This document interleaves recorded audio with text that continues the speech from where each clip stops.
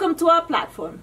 I'm Mercedes, and today we are accompanied by none other than our good friend, Elkie. Hi, Elkie. Hi. And Hi. Sarah. Hi. So again, as you know, this is a platform where we get to interact, we get to have some fun, we get to learn, and also we get to talk about some really relevant issues, right? Hopefully. Right. That's what I'm here for. Exactly. Issues. Exactly. Okay. Yeah. So we roll the dice. Okay. And I'm going to ask the questions. Excellent. And you guys are going to answer the questions. Right. And I love that because you guys are really, really, really good at. But you still need to give your opinion on things too, right? Because we're talking. I will try. Yes. We'll interact. That's right. And I you like guys your can opinions. be That's right. do this. Yeah. All right. So question number 1. All right. Oh, this is cool. This is really cute. Elkie, we'll get to know you. Okay. Elkie, do you have an imaginary friend? Ah, that's funny. Wow. Well, I don't have an imaginary friend now because that would be weird. All right. So, but yes, I used to have an imaginary friend when I was a little girl because although I had a sister, I was raised almost like a single child. Okay. So her name was Penelope. And I can tell you that she was beautiful. My imaginary friend was real to me. Aww. She had long, straight, blonde hair. Oh my and gosh. she used to have blue eyes, and she had like porcelain white skin. And I used to brush her hair all the time. My mom used to get worried all the time because she goes, "What are you doing?" "Oh, I'm playing with Penelope." And she goes, "And who's Penelope?" "As my imaginary friend." She goes, "Oh, so you know she's imaginary?" Yeah, she's imaginary. But I always used to comb her hair, and she used to keep me company when I was by myself. That is so I think it's cool. beautiful. Yeah. My kids had, and Jonathan had. An imaginary Yeah, but not long. But yeah, he had. In his room. Yeah. He used to stay by himself. But did you have one? No. Oh, no. Okay. I think I'm an old fashioned. Yeah. Wow. My Taylor, you know Taylor. Taylor had an imaginary friend. His name was Shadow Taylor. Oh, So, wow. so the his imaginary shadow. friend used to be his Follow shadow. him around. So Yeah. That is smart. adorable. So that is adorable. if he would do something, and I said, "What did you just do?" He goes, "No, it was Shadow Taylor." And I was like, "You can't blame him for everything. He's not real." Wow. Okay. Wow. You? No, I didn't have a chance to have an imaginary friend. I had too many sisters to worry with. Okay. I mean, that's why. You know, it fine. really I helps Yeah. Yeah. the kids to learn to deal with things by themselves. Yeah. When you have really And also a problem figure solve. that you Yeah. fantasize to have, Yeah, it has. There's a very creative side. To yeah, having an very- imaginary Yeah. friend. your That's very cool. imagination is amazing. Yeah, Yes. yeah. There Okay. you go. So That's- Penelope. Penelope. I don't know where I got the name from, but that's wow. what her It's name was. beautiful. It just Okay. popped. Okay. Question number 2. Alrighty. Ooh. What defines your inner confidence? Very good. That's a good one. Oh, wow. So, Do you want to wanna answer go? that? You go No, first? you go. Oh, okay. So, inner confidence, I think what defines, well, I could say what Your defines inner- my inner Yes, confidence. My inner confidence, I think what defines it is having time to become better at the things that I love.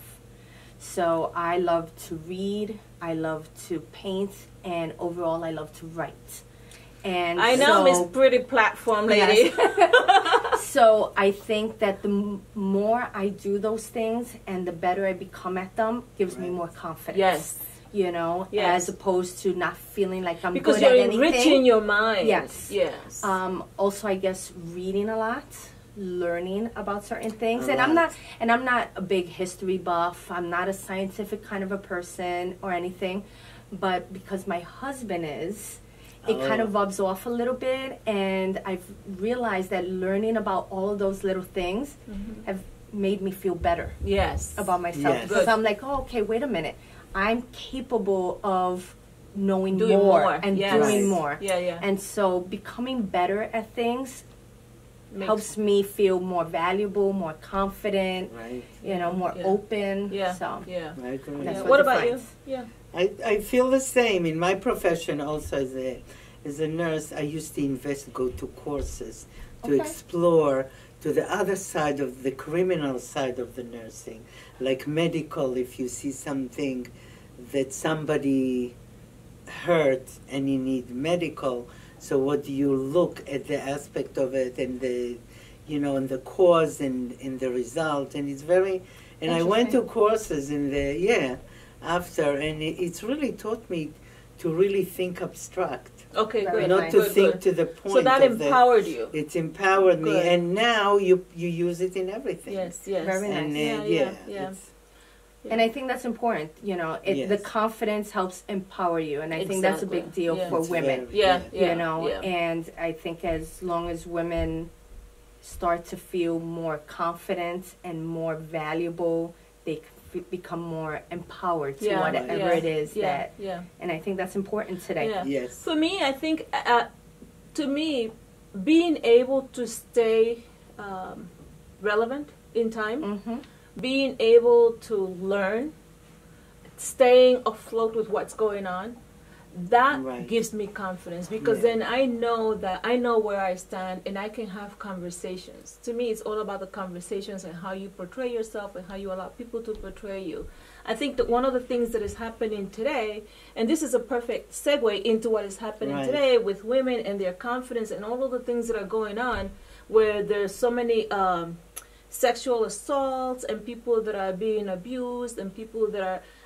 I just find that as a woman, you have to know what you are. You have to empower yourself from within, knowledge, strength, all those things that you consume, that you empower yourself with, and those are the things that then are able to come out, so that you can That's a come out there and protect you know, yourself against all of these things that are out there today. Oh, absolutely, because if you feel empowered, it empowers you to say no, to push away, to be able to speak up before it gets out of hand, because you don't fear the person who's trying to come into your space.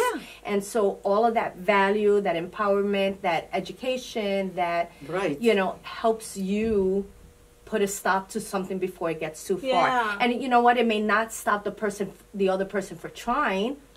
But they'll realize that what exudes out of you won't allow them to cross a barrier. And so I think women have found themselves very fearful of those who have claimed the power. And as long as they start to build the power, and I think that's what a lot of women are doing today by speaking up. You know, and as much as people go, oh, another accusation, or oh, another allegation. No, that's a good thing. They get the confidence. That's a good thing. To expose. I think women need to know their value. You have to know, as a woman, you have to know your value, so that others, and you portray that so that others know what they're dealing with. You understand? You need to know, as a woman. I find that, especially with, and I keep going to what's going on today, for a man to go through his education, for a man to have probably one of the best jobs or a dream job, to have everything that they have in the world that they could achieve, for a man to work and be powerful and have a position, to see a woman and for just maybe a day or maybe an hour of that woman's time, they're going to throw all that away. Could you imagine the power of a woman if a man is going to throw everything away because of you? Are you kidding me? That's a great way to look at it. A woman has to start seeing that this man risked everything to do something so stupid because she's a female. You know, and so now there's a value. But some women feel that they lower them. And that's why Mercedes is saying the perception should switch to that. I think that if women now start to see how a man can become so weak that they'll give anything up for them, that just goes to show that as a woman you're stronger than he is. He doesn't know. He didn't expect. And when Weinstein was caught, he said something. That's what I'm saying. He didn't expect. That's because women don't know the power that they have. So if a man knows that a woman is this powerful and that, wait a minute, if I do this, If I touch her, I can lose all of that. You understand? Because women need to start reversing the book. No, I think it's changing. It's perfect. I think that's a great way to start saying, oh, you know, this man controlled the situation. Actually, her being a female alone controlled that situation. Yes. And then now afterward, when she spoke up, because eventually she gained enough courage to say something, look how she's changed history, changed lives, changed everything. Your career, your reputation, that's how I look at it. And that's an excellent way to I'm glad that women really come and has the confidence, the courage to expose, because they have family, they build family, they have kids. I mean, you have to consider everything around. Some of them don't know about it. Some of them maybe that is why women need to know their power. That's what you empower. I have a daughter, and I tell my daughter, you've got everything on you. You have all the power in the world, and you are stronger than any man, because at any one point, you can knock him down. Any man touches you, any man disrespects you, guess what?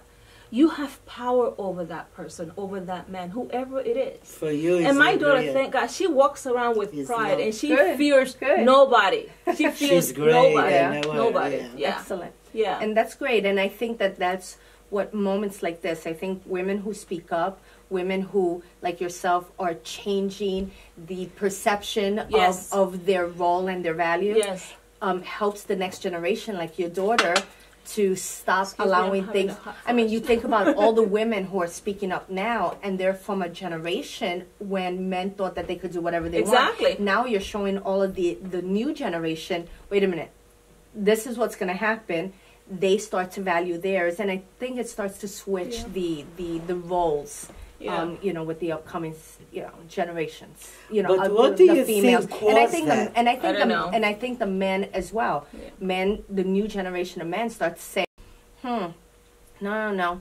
Hi, how are you? As opposed to just feeling like they could go in for a hug or a cop or, a touch. Exactly. And so now there's a further respect, because a man, when they meet another man, they give each other, they give their hand. And for some reason, they think that they could be a little bit more loosey-goosey with a woman. So, you know Yeah. what? Extend your hand, I'll shake it. Yeah.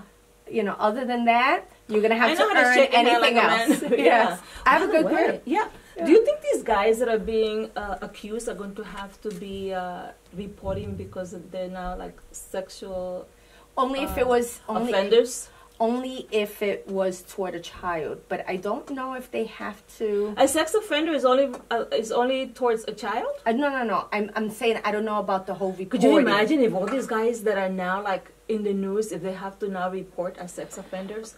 Well, Well, like all of these guys are starting to apologize. Like Matt Lauer today. It's totally an apology. Oh my gosh, Matt Lauer today talks about how his new full-time job is going to be about changing who he is and look and do a lot of soul searching. That one hurt me so much because Matt Lauer is in my bedroom like literally every morning when I'm getting dressed. I didn't like him. I didn't like him either. He gave me I'm sorry. He skeeved me. He looks very shrewd and he's very. I didn't Matt Lauer. I didn't like him. Sorry. Anyway, so guys, thank you. This is a really, really good subject. I wish that we could talk for way, way longer, because this is a subject that really should be heard and should be more, should be freer of a conversation to be had with women.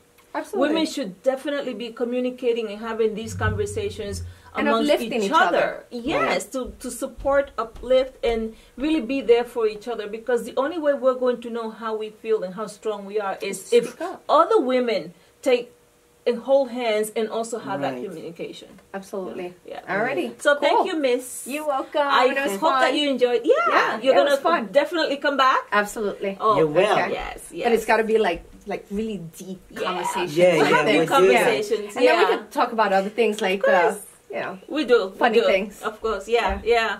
Like that other one was like imaginary friend. That's funny. Anyway, you guys, as you can see, we do talk. We have fun. There's some very serious issues that need to be discussed, as we did.